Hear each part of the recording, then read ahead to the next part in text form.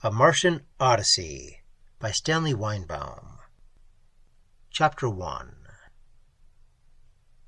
Jarvis stretched himself as luxuriously as he could in the cramped general quarters of the Ares. "Air you can breathe," he exulted.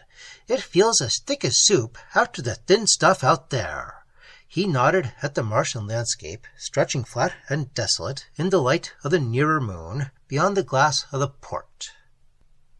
The other three stared at him sympathetically: Putz, the engineer, Leroy, the biologist, and Harrison, the astronomer and captain of the expedition. Dick Jarvis was chemist of the famous crew, the Ares expedition, first human beings to set foot on the mysterious neighbor of the Earth, the planet Mars. This, of course, was in the old days, less than 20 years after the mad American Doheny perfected the atomic blast at the cost of his life, and only a decade after the equally mad Cardoza rode on it to the moon. They were true pioneers, these four of the Ares. Except for a half-dozen moon expeditions and the ill-fated Lancey flight aimed at the seductive orb of Venus, they were the first men to feel other gravity than Earth's, and certainly the first successful crew to leave the Earth-Moon system. And they deserved that success when one considers the difficulties and discomforts, the months spent in acclimatization chambers back on Earth, learning to breathe the air as tenuous as that of Mars, the challenging of the void in the tiny rocket driven by the cranky reaction motors of the 21st century, and mostly the facing of an absolutely unknown world. Jarvis stretched and fingered the raw and peeling tip of his frost-bitten nose. He sighed again contentedly. "Well," exploded Harrison abruptly, "are we going to hear what happened? You set out all shipshape in an auxiliary rocket, we don't get a peep for 10 days, and finally Putz here picks you out of a lunatic ant-heap with a freak ostrich as your pal. Spill it, man." "Spiel?" queried Leroy perplexedly. "Spiel what?" "He means spiel," exclaimed Putz soberly. "It is to tell." Jarvis met Harrison's amused glance without the shadow of a smile. "That's right, Carl," he said, in grave agreement with Putz. "Ich spiel es." He grunted comfortably and began. "According to orders," he said, "I watched Carl here take off toward the north, and then I got into my flying sweatbox and headed south. You'll remember, Cap, we had orders not to land, but just scout about for points of interest. I set the two cameras clicking and buzzed along, riding pretty high, about 2,000 feet, for a couple of reasons. First, it gave the cameras a greater field, and second, the underjets travel so far in this half-vacuum they call air here that they stir up dust if you move low." "We know all that from Putz," grunted Harrison. "I wish you'd saved the films, though. They'd have paid the cost of this junket. Remember how the public mobbed the first moon pictures?" "The films are safe," retorted Jarvis. "Well," he resumed, "as I said, I buzzed along at a pretty good clip, just as we figured. The wings haven't much lift in this air at less than 100 miles per hour, and even then I had to use the underjets. So, with the speed and the altitude and the blurring caused by the underjets, the seeing wasn't any too good.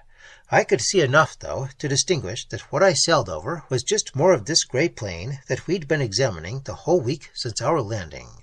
Same blobby growths and the same eternal carpet of crawling little plant animals, or biopods, as Leroy calls them.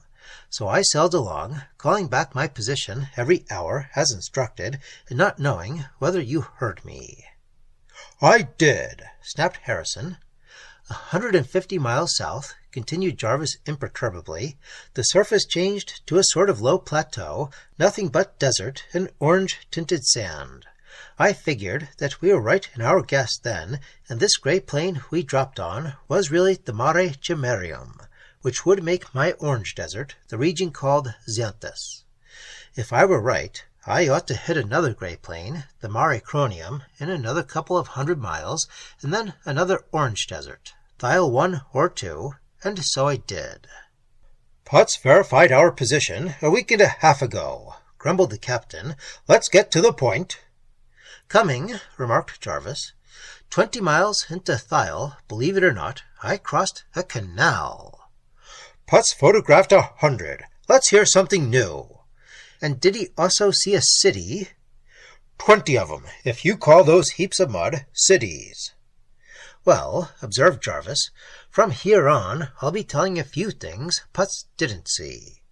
He rubbed his tingling nose and continued. I knew that I had 16 hours of daylight at this season, so 8 hours, 800 miles from here, I decided to turn back. I was still over Thyel, whether 1 or 2, I'm not sure, not more than 25 miles into it. And right there, Putz's pet motor quit. Quit? How? Putz was solicitous. The atomic blast got weak. I started losing altitude right away, and suddenly there I was with a thump right in the middle of Thyel. Smashed my nose on the window, too. He rubbed the injured member ruefully. Did you maybe try washing their combustion chamber with acid sulfuric? Inquired Putz. Sometimes their lead gives a secondary radiation. Nah, said Jarvis disgustedly. I wouldn't try that, of course, not more than 10 times. Besides, the bump flattened the landing gear and busted off the underjets. Suppose I got the thing working, what then? 10 miles with the blast coming right out of the bottom, and I'd have melted the floor from under me. He rubbed his nose again. Lucky for me, a pound only weighs 7 ounces here, or I'd have been mashed flat. I could have fixed, ejaculated the engineer. I bet it was not serious. Probably not, agreed Jarvis sarcastically, only it wouldn't fly. Nothing serious, but I had my choice of waiting to be picked up or trying to walk back 800 miles and perhaps 20 days before we had to leave. 40 miles a day. Well, he concluded, I chose to walk. Just as much chance of being picked up, and it kept me busy. We'd have found you, said Harrison. No doubt. Anyway, I rigged up a harness from some seat straps and put the water tank on my back, took a cartridge belt and revolver and some iron rations, and started out. Water tank? Exclaimed the little biologist, Leroy. She weigh 1/4 ton. Wasn't full, weighed about 250 pounds earth weight, which is 85 here. Then, besides, my own personal 210 pounds is only 70 on Mars, so, tank and all, I grossed 155 or 55 pounds less than my everyday earth weight. I figured on that when I undertook the 40-mile daily stroll. Oh, of course, I took a thermoskin sleeping bag for these wintry Martian nights. Off I went, bouncing along pretty quickly. 8 hours of daylight meant 20 miles or more. It got tiresome, of course, plugging along over a soft sand desert with nothing to see, not even Leroy's crawling biopods. But an hour or so brought me to the canal, just a dry ditch, about 400 feet wide and straight as a railroad on its own company map. There'd been water in it some time, though. The ditch was covered with what looked like a nice green lawn. Only, as I approached, the lawn moved out of my way. Eh? Said Leroy. Yeah, it was a relative of your biopods. I caught one, a little grass-like blade, about as long as my finger, with 2 thin, stemmy legs. He is where? Leroy was eager. He is let go. I had to move, so I plowed along with the walking grass opening in front and closing behind. And then I was out on the orange desert of Thyel again. I plugged steadily along, cussing the sand that made going so tiresome, and, incidentally, cussing that cranky motor of yours, Carl. It was just before twilight that I reached the edge of Thyel and looked down over the gray Maricronium. And I knew there was 75 miles of that to be walked over, and then a couple hundred of miles of that Xanthus desert, and about as much more of Mare Cimmerium. Was I pleased? I started cussing you fellows for not picking me up. We were trying, you sap, said Harrison. That didn't help. Well, I figured I might as well use what was left of daylight in getting down the cliff that bounded Thyel. I found an easy place, and down I went. Maricronium was just the same sort of place as this. Crazy, leafless plants and a bunch of crawlers. I gave it a glance and hauled out my sleeping bag. Up to that time, I hadn't seen anything worth worrying about on this half-dead world, nothing dangerous, that is. "Did you?" queried Harrison. "Did I? You'll hear about it when I come to it. Well, I was just about to turn in, when suddenly I heard the wildest sort of shenanigans." "What is shenanigans?" inquired Putz. "He says je ne sais quoi," explained Leroy. "It is to say, I don't know what." "That's right," agreed Jarvis. "I didn't know what, so I sneaked over to find out. There was a racket, like a flock of crows eating a bunch of canaries, whistles, cackles, caws, trills, and what have you. I rounded a clump of stumps, and there was Tweel." "Tweel," said Harrison, and "Tweel," said Leroy and Putz. "That freak ostrich," explained the narrator. "At least, Tweel is as near as I can pronounce it without sputtering. He called it something like Twirl." "What was he doing?" asked the captain. "He was being eaten, and squealing, of course, as anyone would." "Eaten by what?" "I found out later.